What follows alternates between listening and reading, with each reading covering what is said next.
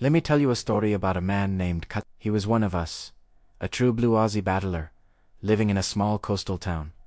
Life was simple, but it was good. Kalen lived for the knockoff, that magic moment when the tools go down, the sun starts to dip, and the real living begins. For him, that meant grabbing his board and hitting the waves with his mates, the smell of salt and sunscreen in the air. It meant backyard Barbies that stretched long into the night, filled with laughter and stories. This was his world, a world built on matchup community, and the simple joy of a shared life. But a seed of restlessness began to sprout in Callan's mind. He started hearing whispers of something more, a legend passed around in hushed, envious tones.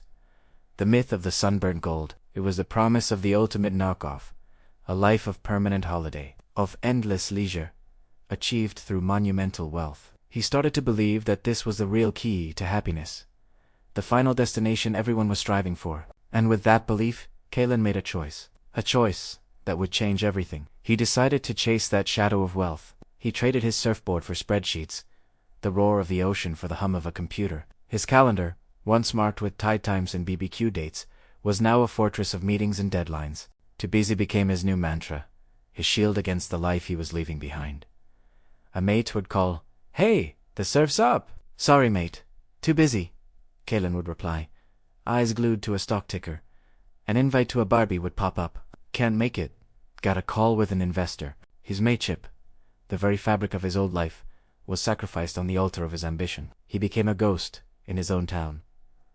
The most telling moment came one scorching summer. A bushfire threatened the edge of town, and the call went out for volunteers. His community, his mates, were on the front lines, fighting to protect their homes. Kalan got the call, but he was in the middle of closing a deal that would bring him one step closer to his goal. He ignored the call. While his friends fought flames, he was chasing figures on a screen. He was too busy to save his own town.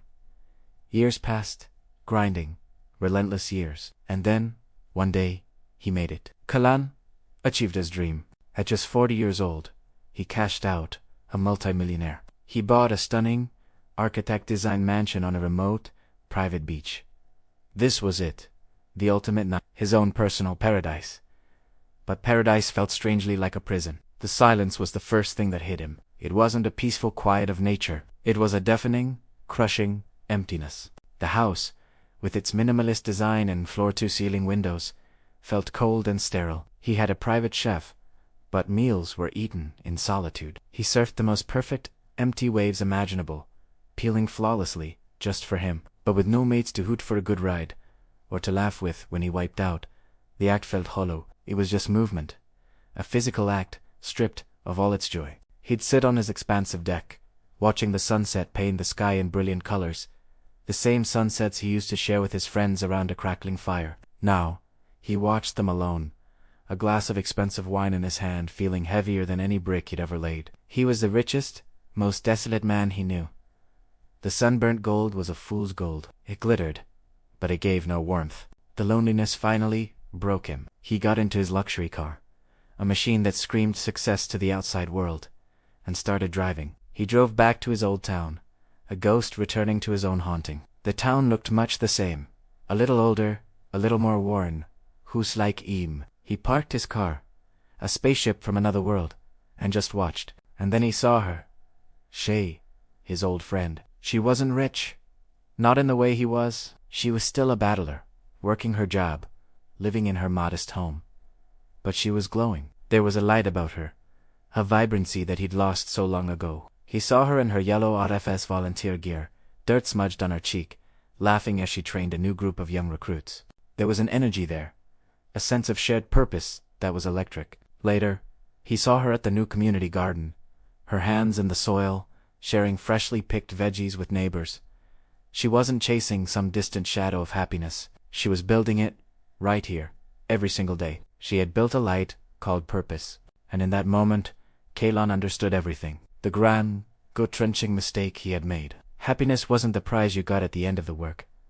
It wasn't the knockoff. It was the purpose you found asterisk and asterisk, the work, and the people you shared that purpose with. The ultimate knockoff was a myth. The ultimate life was about plugging in, not checking out. The story doesn't end there. Kalon sold his prison. He sold the mansion, the fancy car, all the trappings of a life that had almost cost him his soul. He returned home. He had a lot of bridges to rebuild, a lot of apologies to make. But he started. The last time anyone saw Kalen, he was barely recognizable. It was fealty covered in soot and sweat, his face streaked with grime. He looked exhausted, but he was smiling, a real, genuine smile that reached his eyes. He was standing with his old mate Shay and the rest of his RFS crew, a cold beer in his hand, after a long day of back. He had finally stopped chasing the gold and had started building the light. He had found his real knockoff, not in the absence of work, but in the shared satisfaction of a job well done, with his mates right there beside him. What do you think? Is true wealth about what you have, or what you're a part of? Let me know your thoughts in the comments below. And if this story resonated with you, please give it a like and subscribe for more. Thanks for watching.